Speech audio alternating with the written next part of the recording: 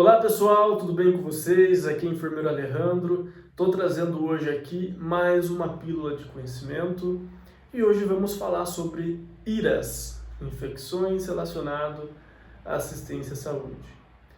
As infecções relacionadas à assistência à saúde é um tema de grande debate dentro da sociedade acadêmica e é um tema que traz grande repercussão e preocupação para os serviços de saúde, uma vez que sua incidência se aumenta consideravelmente relacionado ao uso indiscriminado de antibióticos. Quem nunca ouviu falar sobre infecção hospitalar? Ou o relato de um vizinho ou de um amigo dizendo o seguinte: meu familiar foi para o hospital para fazer um procedimento cirúrgico simples, uma cirurgia de pequeno porte, e acabou desenvolvendo uma infecção lá no hospital e acabou evoluindo a óbito. Essas fatalidades acontecem com muita frequência e nós, profissionais da saúde, futuros profissionais da saúde, precisamos trabalhar de uma forma árdua lá na parte técnica e também na parte de educação com o intuito de prevenir essas infecções. Mas Alejandro, vamos direto ao ponto. Aqui uma pílula de conhecimento. O que é uma infecção hospitalar? Para a gente chegar à definição, a gente precisa entender uma coisa. Infecção hospitalar é aquela que acontece após 72 horas da admissão desse paciente. Ou melhor, após 3 dias de internamento. Sintomas de infecção quais são? Por exemplo, febre, pensando a nível pulmonar, febre, desconforto respiratório, dor entre arcos costais, dor ventilatória, aquele paciente ventilatório dependente. Essas são possíveis sintomatologias que ele pode estar apresentando. Mas, quando a gente para pensar sobre infecções hospitalares, existem diversas.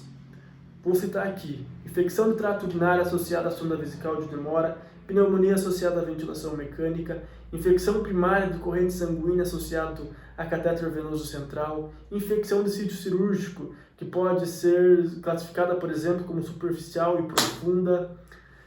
E também tem as infecções também de tecidos e partes moles.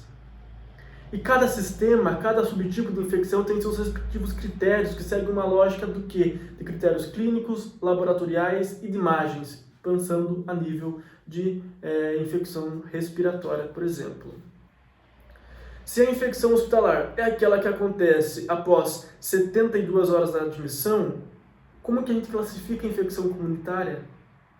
Pense, para a infecção estar presente, ele tem que ter sinais e sintomas, que vai variar de clínico e de imagens, que pode estar nos direcionando para um determinado sistema que seja cometido por uma bactéria, por um vírus, por exemplo. A infecção comunitária é aquela que o paciente desenvolve no seu meio, a nível domiciliar, na sua sociedade. E essa infecção comunitária, ela pode ser classificada como comunitária lá no hospital? Pode. Por exemplo, vamos citar aqui um caso ilustrativo inventado aqui no momento. Um paciente X precisou ir para o hospital devido a um quadro de apendicite. Foi para o hospital, no primeiro dia foi admitido, coletou exames laboratoriais, no segundo dia ele foi para o centro cirúrgico, realizou a apendicectomia, no terceiro dia estava na enfermaria, ficou 2 dias na enfermaria, para essa avaliação pós-operatório, e somando todo esse tempo, ele ficou mais de 4 dias no hospital, ou seja, já dá mais de 72 horas. Pense que ele fez uma apendicectomia, uma cirurgia a nível abdominal. Mas após esse 4º dia que ele estava na enfermaria, começou a apresentar tosse, começou a apresentar dor em região de arcos costais, febre, foi coletado novos exames laboratoriais e evidenciou-se que ele estava com uma leucocitose, estava com bastões elevado. E no exame de imagem, no raio-x dele, apresentava diversos infiltrados a nível pulmonar.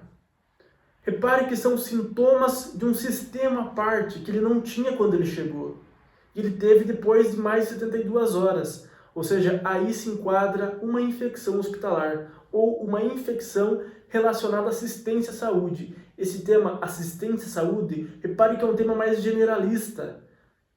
Então, e quando a gente foca, por exemplo, a infecção hospitalar, tipo uma pneumonia hospitalar, já é algo mais pontual, mais específico. Ou seja, ele foi para tratar um problema e acabou adquirindo um problema maior ainda. Esse problema que esse paciente pode adquirir pode ser algo tratável, né, como todas as infecções relacionadas à ciência e saúde, porém pode trazer complicações e até mesmo o óbito na grande maioria das vezes, que é o que a gente vê na prática clínica e também no meio da leitura acadêmica.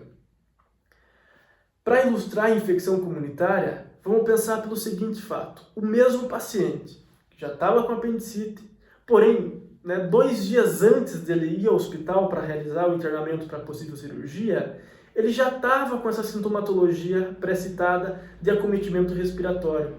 Ele chegou no hospital, com a chegada dele lá no hospital, só foi possível realizar ainda mais a identificação que ele já estava com uma pneumonia, mas é uma pneumonia comunitária. Cabe a gente citar aqui um ponto importante, que devido ao uso indiscriminado de antibióticos, uma prática com pouca base científica, alguns profissionais têm a mão pesada, um termo citado aí informalmente, tem a mão pesada e acaba prescrevendo muito antibiótico. E aí, esse uso indiscriminado a nível hospitalar, devido aos antibióticos de amplo espectro, que a gente chama, acaba fazendo com que as bactérias local adquiram um perfil de resistência maior. Por exemplo, vamos pensar aí numa bactéria que tem aqui fora e que tem lá no hospital. A que tem lá no hospital tem uma probabilidade maior de ser resistente devido a esse uso indiscriminado, onde as bactérias acabam passando seus perfis de resistência para as outras. E aqui na comunidade, essas bactérias, como não tem muito contato com antibiótico, elas não criam um mecanismo de resistência. Por isso que o paciente que desenvolve uma pneumonia lá no hospital, por exemplo, por um Staphylococcus aureus, é mais complicado do que a pneumonia por essa mesma bactéria aqui na comunidade. Então ele vai ser resistente ao antibiótico que normalmente é utilizado, e acaba tendo aí uma pouca efetividade ou nenhuma efetividade no tratamento. Um ponto importante aqui que cabe a gente citar, que pacientes que fazem cirurgias, eles têm até 30 dias para desenvolver uma infecção relacionada ao seu procedimento. Então repare, o paciente fez lá, por exemplo, uma apendicectomia, após 5 dias ali no hospital recebeu alta, ele tem 30 dias após a sua alta para desenvolver uma infecção, que vai ser, por exemplo, os critérios para infecção de sítio cirúrgico: deiscência de pontos, presença de secreção purulenta, exames laboratoriais com perfil infeccioso. Ele pode estar tendo essa sintomatologia após 30 dias da sua alta. E a gente vai além ainda. Por exemplo, o paciente que teve que fazer um implante de uma prótese, vamos citar aí um exemplo: paciente com fratura de fêmur que precisou colocar uma prótese em região trocantérica. Segundo dados da Anvisa, esse paciente leva um tempo maior para desenvolver a infecção. Ele tem até 90 dias para desenvolver uma infecção porque ele está com um corpo estranho, e o nosso organismo tem aí o risco de ter aí a rejeição dessa prótese. Por isso, o acompanhamento é muito importante.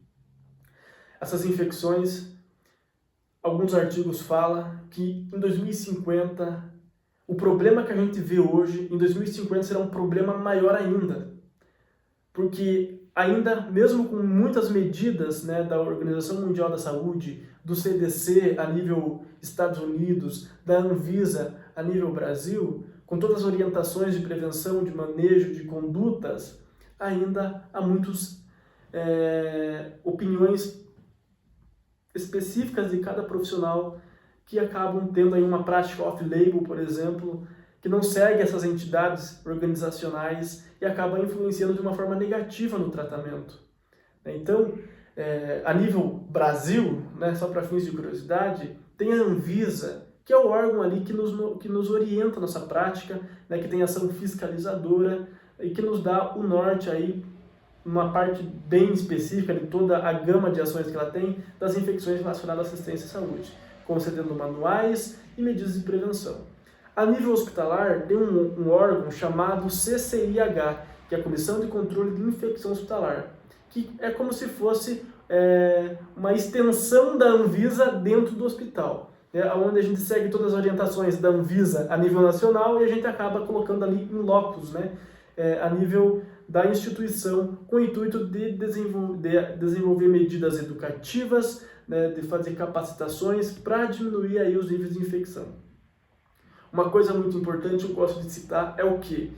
Aquilo que a gente não mede, não se melhora. Por isso, a nível hospitalar, não só na parte de infecção, muito se fala sobre indicadores. Os indicadores são dados muito importantes para nos dar uma decisão direcionada frente a um problema que está sendo ali analisado de forma quantitativa.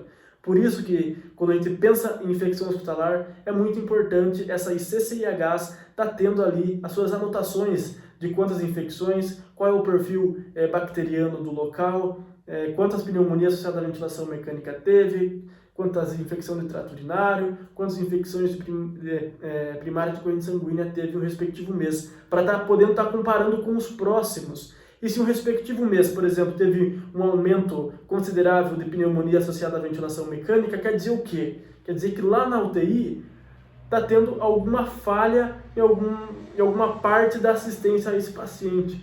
E é aí que a gente faz um trabalho direcionado, medidas educativas de uma forma direcionada para estar reduzindo aí essas infecções, que é um grande problema de saúde pública e que nos desperta muita preocupação frente ao presente, ao futuro próximo e ao futuro distante, que acaba influenciando negativamente a vida dos nossos pacientes.